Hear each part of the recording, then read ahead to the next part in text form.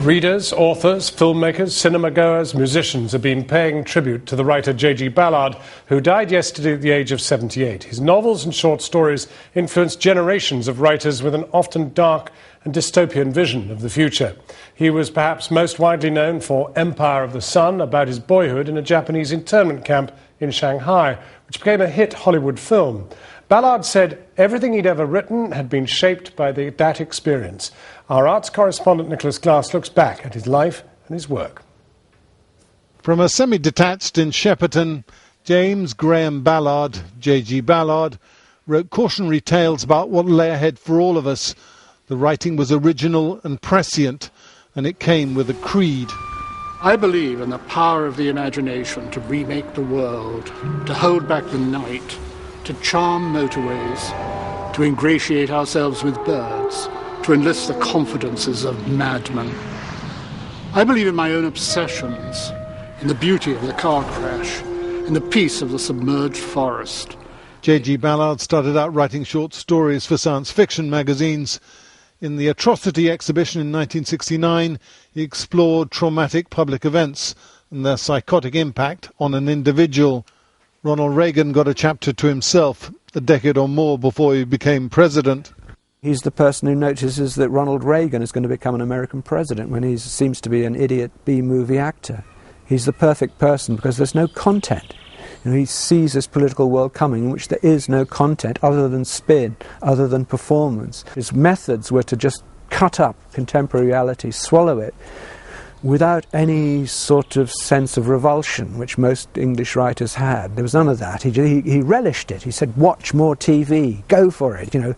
Swallow yourself in video nasties, bury yourself in this stuff, and if you emerge on the other side, you'll have a better sense of what the contemporary world is. I thought science fiction was the literature of the 20th century. I think science fiction has played back the 20th century to itself in a way that the mainstream novel doesn't. The great thing about science fiction was that nobody lives in Hampstead. My entire fiction, Ballard said, is the dissection of a deep pathology that I had witnessed in Shanghai and later in the post-war world. Empire of the Sun came out in 1984, some 40 years after the events the young Ballard lived through. He was born in Shanghai in 1930, the son of a textile manufacturer. For 3 years, from 1943, he was in a Japanese internment camp. Steven Spielberg made the movie.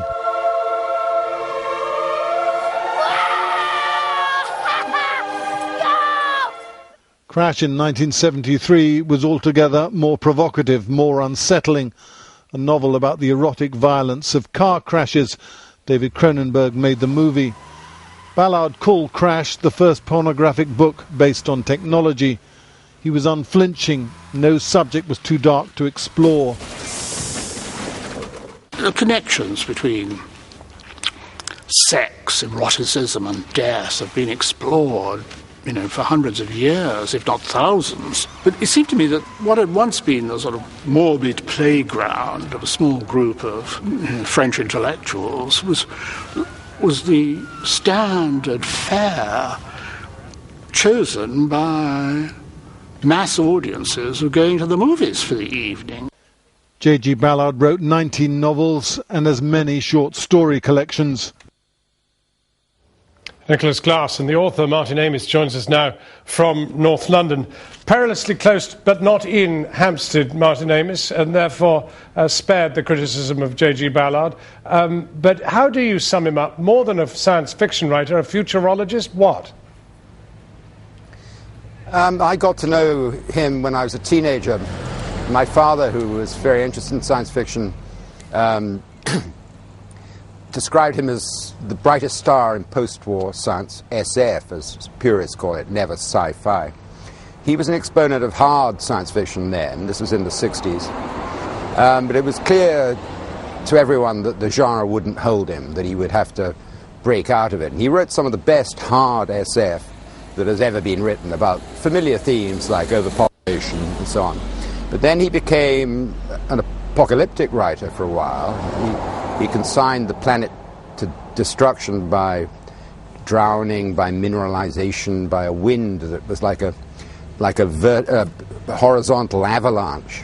Then he went through other phases, but he left the genre behind, and what he became was an explorer not of outer space but of inner space. That was his territory, the galaxy of human beings. I've read that you needed 3 goes at the crash before you cottoned on to what he was on about, because objectively it's a very strange book, the idea that people get kicks out of crashing cars. Yeah, I mean, his experience was formed, his mind was formed in Shanghai when he was a young teenager, and it was typical that Spielberg made a film about that, who's not afraid of addressing historical events, but always in a very positive way. But it was that experience that made him write novels like Crash, which, of course, was left to David Cronenberg, a very different kind of director, to take on. It was because the experiences were so dark in Shanghai. When I interviewed him 20 years ago, Ballard, he said, the people in the social democracies of Europe have no idea what life is like in the East, where a coolie was beaten to death 10 yards from him, where every morning there were corpses in the street.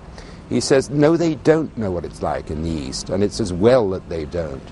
These very violent experiences, he said he'd seen everything by the time he was 13, went very deep into his subconscious and emerged in strange novels like Crash. Now, Crash is a novel about the sexuality of the road accident, not a very promising subject, but that's where it went, and that's how it emerged from the subliminal mind.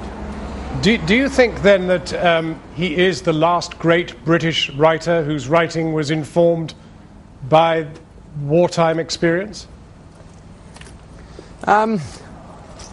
No, I think that's too broad. I think he is extremely unique. Nothing he ever wrote could have been written by anyone else, and it's not true of many writers to say that. He was very attuned to what was coming to the postmodern world. He was on to that very early.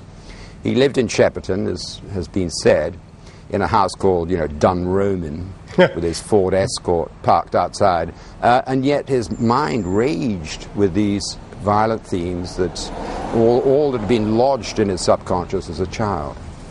And what would you rate as being the defining book? Crash is a masterpiece, and it took me a long time to get the hang of it because it's narrated by someone who's in a state of clinical shock after a car crash. And once I'd realized that, then it all fell together, and it doesn't put a foot wrong in 225 pages. The short stories are magnificent. Concrete Island, Vermilion Sands. There are 10 or 12 really first-rate novels in his canon. Martin Amis, thank you very much indeed for talking to us, talking about J.G. Ballard, who died yesterday, and remembering his greatest works and the 2 great films, Crash and Empire of the Sun, both of which received massive attendances at cinemas. Tonight's